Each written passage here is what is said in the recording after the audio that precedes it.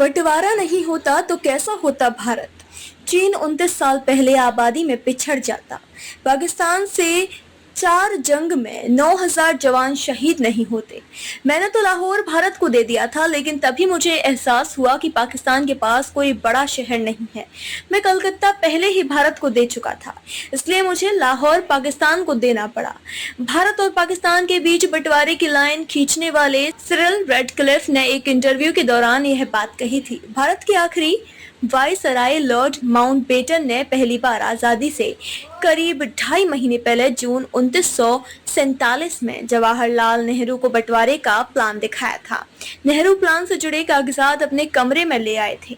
जिस दस्तावेज में देश का भविष्य कैद था, उसके एक एक पन्ने के हर शब्द को ध्यान से पढ़ा।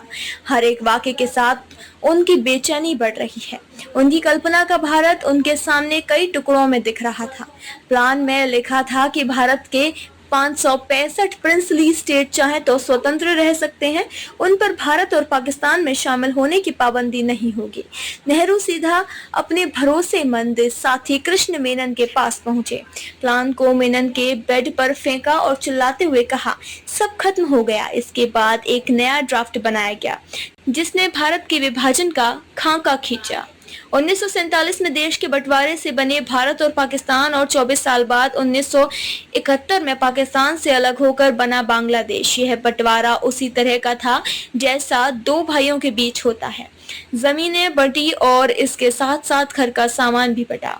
इसमें पैसों से लेकर सोने की बगनियां और जानवर तक शामिल थे। भारत में रहती दुनिया की सबसे ज्यादा मुस्लिम आबादी।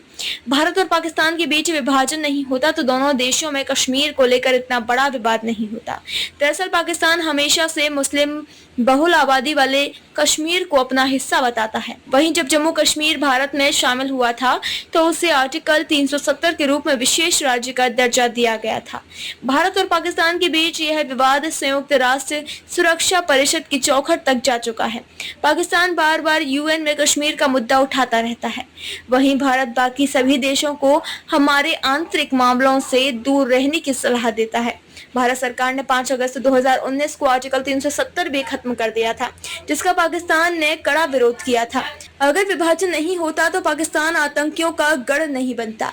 इसके बाद भारत में 2001 के संसद हमले और 26/11 मुंबई अटैक जैसे आतंकी हमले नहीं होते, वहीं भारत दुनिया में सबसे ज्यादा मुस्लिम आबादी वाला देश बन जाता। अभी इंडोनेशिया 24 करोड़ 25 लाख लोगों के साथ दुनिया का सबसे अधिक मुस्लिम आबादी वाला देश है। पाकिस्तान में 24 करोड़, भारत में 20 करोड़ और बांग्लादेश में 15 करोड़ मुस्लिम रहते हैं।